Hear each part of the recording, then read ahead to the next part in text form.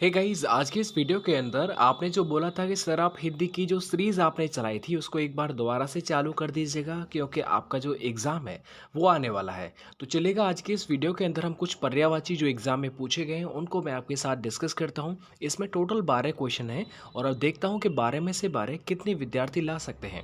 यदि आपने सभी का जितने भी टेस्ट पेपर्स आते हैं उनको यदि आपने रिविज़न कर रखा है और ल्यूसेंट में के सारे क्वेश्चंस को आपने पढ़ रखा है तो मुझे पूरा भरोसा है कि आप 12 में से 12 लेकर आएंगे। फिर भी आप एक ट्राई करिएगा, वीडियो की स्पीड आप बढ़ा सकते हैं लेकिन टेस्ट पेपर आप पूरा लगाइएगा। आप अगर बोलते जाएंगे तो मैं इस सीरीज़ को कंटिन्यू कर लूँगा और बस आपको एक थोड़ा सपोर्ट की ज़रूरत है। सपोर्ट इसी तरह का कि जो भी क्वेश्चन आपको प्रोवाइड कर रहा हूँ उनको आप पढ़ते जाइएगा। तो चलिएगा, वीडियो शुरू करते हैं। आपके लिए क्वेश्चन पूछा गया था यूपी पुलिस के एग्ज़ाम में और ये वो क्वेश्चन है जो पूछा गया था कि पत्र शब्द का अर्थ नहीं है। यानी ये जो 4 ऑप्शंस दे रखे हैं इनमें से वो कौन सा है जिसका मतलब पत्र से संबंधित नहीं होता है। तो देखो, पत्र माने तो पत्ता भी होता है ना। पत्र एक चिट्ठी को भी बोलते हैं, चिट्ठी जा रही है। पत्र पंख को भी बोलते हैं, ठीक है। तो इसका जो अर्थ नहीं होता है वो लेख है। तो लेख जो होता है ना वो पत्र का कोई भी सिनोनियम नहीं होता है। याद रहेगा, नहीं आएगा, कोई दिक्कत नहीं है ना। देखो, पत्र के क्या होता है पर्यायवाची, पत्ता, चिट्ठी, पंख या फिर कोई धातु की पत्ती हो या फिर कोई समाचार पत्र हो, तो ये पत्र के सिनोनियम होते हैं। तो आपने शायद कर लिया हो तो आप एक नंबर ऐड कर सकते हैं। इसके और भी देखो, मैंने यहाँ पर लिखा हुआ है, आप भले इन्हें यहाँ से नोट कर सकते हैं, ठीक है जी। ये देखिएगा, ये क्या है, पत्ता, चिट्ठी, पंख, धातु की पत्ती, समाचार पत्र। चलिए, अब मैं आपसे कुछ आगे क्वेश्चन कर लेता हूँ। आगे आपसे पूछा गया है कि निम्न में से कौन सा शब्द अनेकार्थ है। देखिए, अनेकार्थ का मतलब है इन चारों को पढ़ करके देखेगा और इनमें से वो कौन सा शब्द है जिसके पर्यायवाची जो होते हैं वो ज़्यादा से ज़्यादा होते हैं, ठीक है। मतलब कई सारे मीनिंग होते हैं। तो याद रखिएगा, जब आप इसे पढ़ेंगे ना तो वो शब्द अलग ही होगा। जैसे ये देखिएगा, साहस, पुस्तक, बालक। अब इनमें से एक बहुत अलग है, वो है अंबर। तो अंबर के तो आपने खूब पढ़े होंगे, आ पर जितने पर्यायवाची आते हैं अंबर के खूब पढ़े होंगे। तो वही यहाँ पर अनेकार्थ बताना है आपको। तो याद रखिएगा, अंबर। देखो, अंबर का क्या होता है, अंबर माने वस्त्र भी होता है। अंबर आकाश को भी कहते हैं, बादल को भी कहते हैं। तो इसलिए आपका सी वाला सही हो जाएगा। चलिए, ठीक है, ये आप यहाँ से नोट करते जाइएगा। अब आपसे मैं एक सवाल और पूछ लेता हूँ कि अंबर का अर्थ आकाश होता है। क्या होता है, अंबर का जो अर्थ होता है वो आकाश होता है। ये जरा मैं एक क्वेश्चन को देखता हूँ कि अंबर का अर्थ आकाश होता है, अंबर का अन्य कोई आपको और मीनिंग बताना है जो आकाश को छोड़ करके, और अंबर को क्या बोलते हैं। तो मैंने एक चीज़ आपसे बताया था कि अंबर, अंबर क्या होता है, आकाश को भी बोलते हैं और बादल को भी बोलते हैं और वस्त्र को भी बोलते हैं। तो अंबर किसको बोला जाता है बताओ।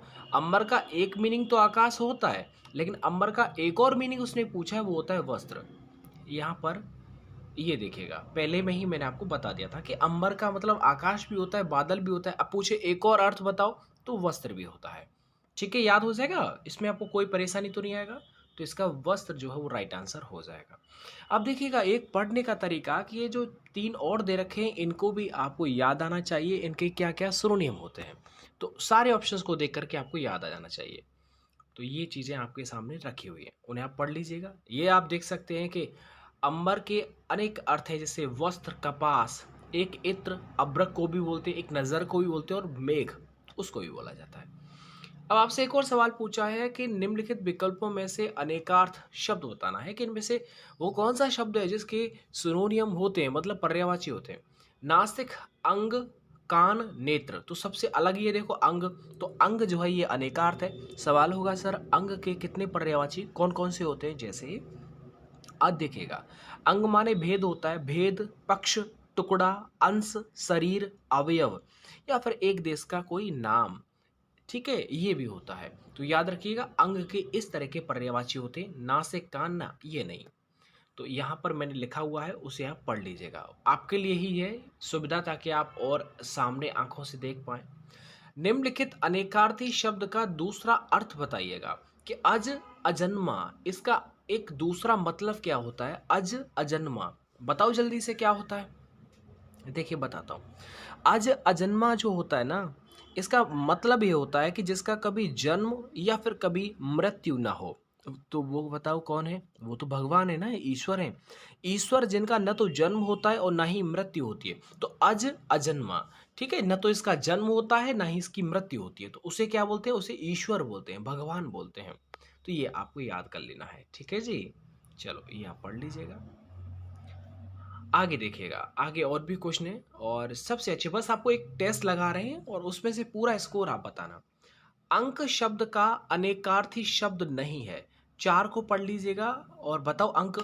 अंक जो देखो, अंक तो संख्या को भी बोलते हैं, बताया था ना। अंक जो बोलते हैं वो किसी संख्या को भी बोलते हैं। अंक माने गोद भी होता है, ठीक है। नाटक का एक हिस्सा भी होता है। अंक एक चिन्ह भी होता है, ये अंक है, ठीक है। अंक पत्रिका का कोई अंक होता है, एक अंक है, दो अंक है, ठीक है, ये सब है, या फिर कोई भाग, कोई हिस्सा। लेकिन आपको पता होगा पृथ्वी जो होता है ना, वो अंक का कोई पर्यायवाची नहीं होता है। अंक माने पृथ्वी नहीं होता है। तो इनमें से याद रखिएगा, जो पृथ्वी है ये अंक का सिनोनियम नहीं है। याद हो जाएगा आपको। तो ये आप छठवां नंबर आप ऐड कर लीजिए, आपने अगर सही बताया तो। बड़े ध्यान से पढ़ेगा, एक है ना, मतलब अच्छा लगे दिल को भी। अंक शब्द के देखो भाई, अंक कितनी बार पूछा गया है, तो अंक को थोड़ा पढ़ लेना। अंक के जितने भी पर्यायवाची उनको आप याद कर लेना।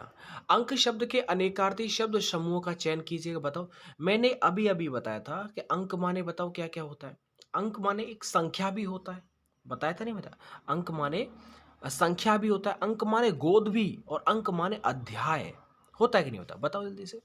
भाई अंक शब्द का जो मतलब होता है, गोद होता है, संख्या या फिर कोई अध्याय, तो इसे भी हम अंक ही बोलते हैं।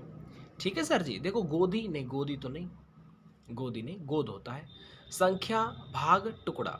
तो ये चीजें जब आप धीरे धीरे पढ़ेंगे तो आपको याद होती चली जाएंगी। बी इसका राइट आंसर हो जाएगा, ठीक है सर। चलो आगे बढ़ते हैं। चलो आगे क्वेश्चन देखते हैं। वैसे देखो बी और सी जो है वो दोनों ही सेम से लग रहे हैं। देखो क्योंकि गोद, गोद भी अंक को बोलते हैं, संख्या भी और अध्याय, संख्या भी, और भाग या टुकड़ा, भाई भाग टुकड़ा, टुकड़ा भी तो होता है ना अंक का। तो ये दोनों, वैसे इन माई ओपिनियन मुझे लगता है दोनों, बट आप थोड़ा आप बता दीजिए अपने अनुमान के आधार पर इनमें से बेस्ट वाला कौन सा होगा। बेस्ट वाला मुझे बी लग रहा है, बाकी सी में भी मुझे गलती नज़र नहीं आ रही है। चलिएगा आगे बढ़ जाएगा, आगे आगे आगे। और क्या पूछा है आपसे? आपसे पूछा है अनेकार्थी शब्द, ये जो अब्ज लिखा हुआ है इसका जो गलत विकल्प है, यानी कि अब्ज का है। ये जो चार ऑप्शन दे रखे हैं उनमें से तीन तो सही है, लेकिन एक पर्यायवाची है जो अब्ज का पर्यायवाची नहीं है। तो बताइए जल्दी से वो कौन सा है। याद चारों को पढ़ना पड़ेगा। देखो अब्ज माने जो मेघ है ना, वो मेघ नहीं होता है।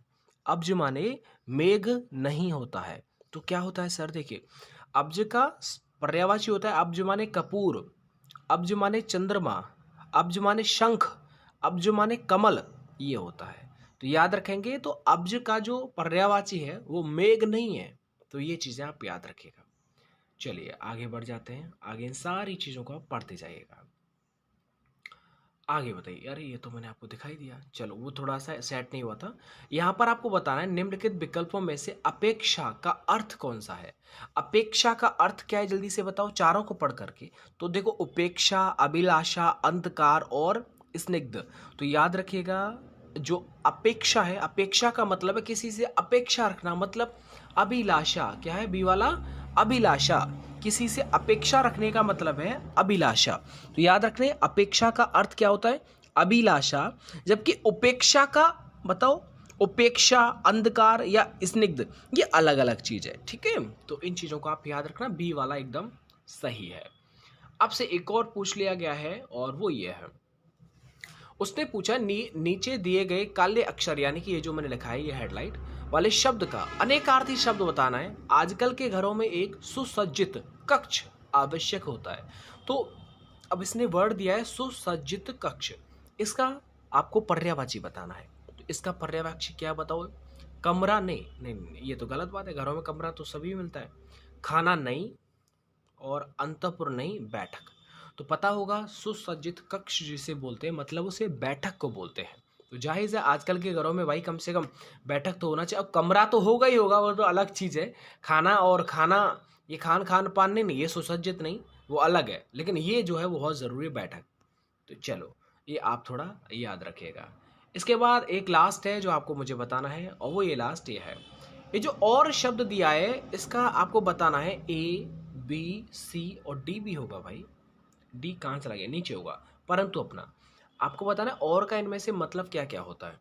देखिए, और का मतलब अन्य होता है, उसका नहीं, अन्य तो होता है लेकिन उसका नहीं होता। और का मतलब दूसरा भी होता है, तथा यानी और, तो यानी बी वाला सही है। और का मतलब सब नहीं होता परंतु नहीं होता, तो बी वाला इसका खैर राइट आंसर है। और परंतु नहीं होता, अपना नहीं होता, तो फाइनली आपका जो बी वाला राइट आंसर हो जाएगा। चलिए, ये आपका हो चुका है। अब आपको मुझे बताना है कि जो आपने जो टेस्ट लगाया है इसमें कितना स्कोर आपने किया है, वो आप ज़रूर बताइएगा, बड़ा अच्छा लगेगा कमेंट करके। और आप बोलेंगे बस वीडियो को लाइक ज़रूर कर देना, जितने भी स्टूडेंट्स देख रहे हैं इस वीडियो को। आपके जो एग्ज़ाम आने वाले हैं, एसएससी जीडी का हो, यूपी एसआई का हो, आने वाले यूपी कांस्टेबल का कोई भी एग्ज़ाम हो, तो जितने भी एग्ज़ाम्स आएंगे उनके लिए मैं आपको हिंदी इसी तरीके से सारे क्वेश्चंस को मैं करवा दूंगा, यदि आप बोलेंगे तो कमेंट कर दीजिएगा और वीडियो को लाइक कर दीजिएगा। अपने दोस्तों तक इस वीडियो को ज़रूर पहुंचाइएगा, और कंटिन्यूस जो है मैं इस क्लासेस को जो है मैं चालू रखने की पूरा कोशिश करूँगा। Thank you.